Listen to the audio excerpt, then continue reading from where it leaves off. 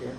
I'm a musician, and one of the things I like about your work is that I find it to be like a mix of mathematics and creativity. Do you ever find that does it not work? Like you're thinking too much theoretically and you're not really getting the creative part of what you're trying to do? That's a really good question. That's a very good question.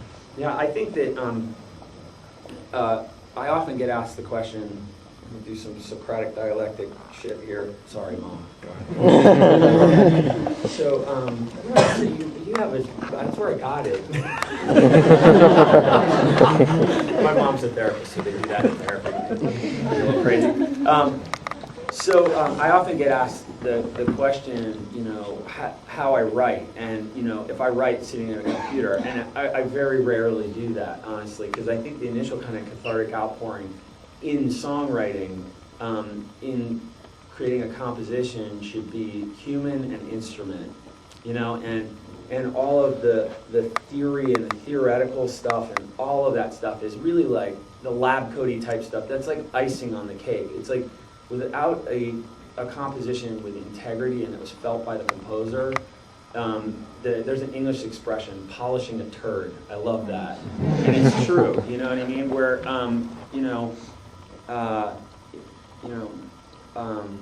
it's really important that when you're writing, that you're having a conversation with whatever your source is, you know what I mean? And you're letting something really altruistic come through you. And then after that point, that's when you can do the sort of fun things and involve and engage different theories and ideologies and things that, you know, interest you in polishing the composition and making it, you know, sonically dense and interesting and all that sort of stuff. So it is something that I definitely think about, and I love doing sound design. For me is a very meditative thing. I like getting up in the morning, you know, having a ridiculously strong cup of coffee and sitting and making sounds for an hour every morning. And so that's where I kind of get my, you know, lab coaty stuff out. And then I just never pressure myself to write, you know. I write when I feel something, or, you know, when I'm, you know what I mean? You know, I walk around with something in my head for a couple days, and I'll say, hey, it's time to sit down at the piano or sit down with the guitar and actually sketch this thing out. So, does that answer your question? Yeah. Okay. I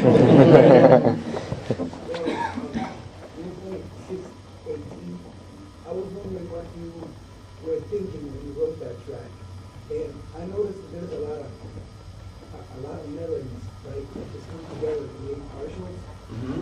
I'm wondering if you think of those partials, if you just like premeditate those partials, or they just happen when you're putting effects, delay, et cetera, et cetera.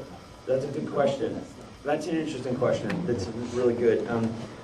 You know, honestly, it's a mixture of things.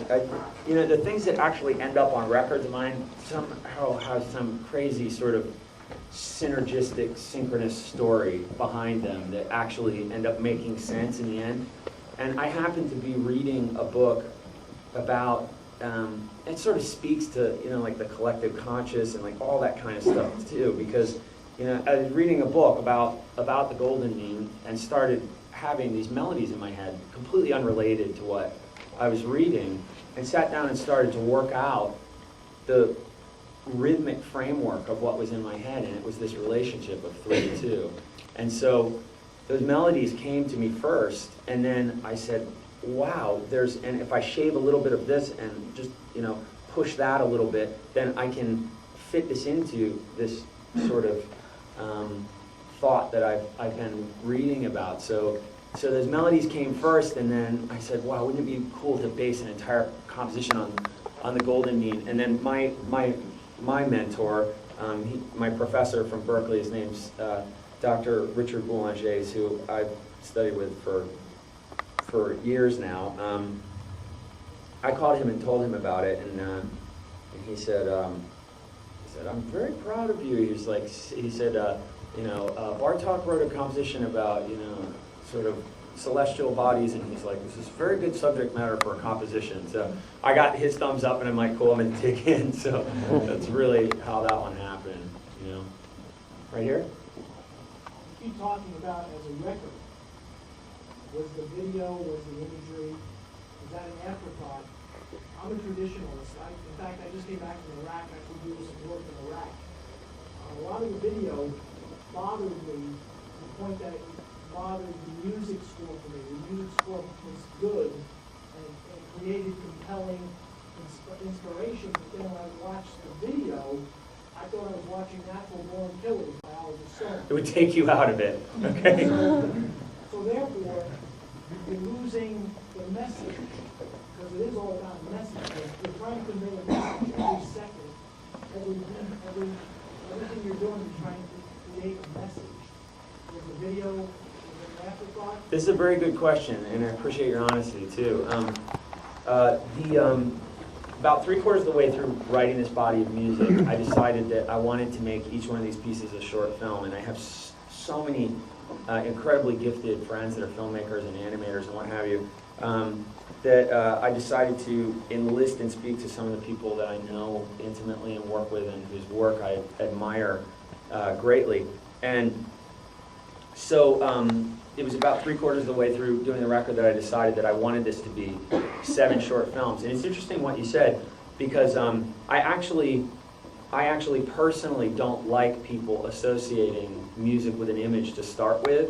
And I put on the DVD, you'll see when you put the DVD in, I put a button called First Listen. So this could be listened to in surround sound without the associated imagery.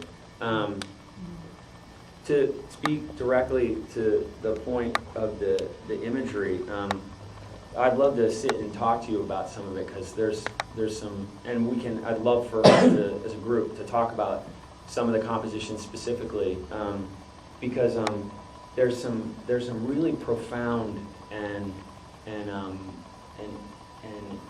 great meaning put into the visuals of these pieces. A piece like Dynamic Symmetry, each one of those characters reflects a subset of an individual's psyche, and there's a tremendous amount of thought and integrity put into each one of these pieces. So I appreciate your comment. I understand what you're saying. I think it's sort of sensory. It's like overwhelming to watch this in this fashion, even for me, and it's my work. But it's something definitely I want people to appreciate the music on its own and the music associated with the visuals. So I hope that answers your question. Right here? As a digital composer, I know a lot of what you do is based in the box, as you said. What is it, aside from the orchestra, what are some of the things that, for you personally, have to come out of the box, or have to come from outside the box before coming back to life? You know, there's quite a few, honestly. On this record, actually, I experimented with something I never experimented with before. That's really exciting for musicians and non-musicians alike in the room, particularly for musicians, though, called circuit bending. Has anybody here ever heard of that? Okay, so a couple of people have heard of that. What circuit bending is actually, and this is definitely something you're not going to get in a box. Like, you literally have to build these things. Basically what it is it's taking any kind of kid's toy, anything with IC chips in it, you take it apart, you tap through the circuit board until you find, and this could be literally a Furby, a Speak and Spell, you know, a $9 keyboard from Target. And you tap through the circuit board until you find a place where the toy freaks out, so to speak. And then you solder down those points, you cut the wire, and then you can put any kind of variable resistor in there, from a 1 ohm potentiometer to a 1,000,000 ohm potentiometer to, you know, some sort of resistor and on-off switch, all different kinds of things. So then what you do is, after you got, you know, 10, 15 of these things, you drill holes in the faceplate of the thing. If it's a Furby, you shave it. They look very scary. And you take all the potentiometers and switches, and you pull it out the front of it, you screw them down, you put it back together, and just to sidestep for a second, what appeals to me about this is, as an electronic composer, as a digital composer, as you said, and someone that studied and loves classical music, especially guys like Penderecki, who brought, you know, into our vocabulary as classical musicians words like aleatoricism. They introduced randomization into the orchestra. As a digital electronic composer, we don't have that ability. We just don't. You know, there's nothing that you can say is truly random in the realm of electronics or electronic music.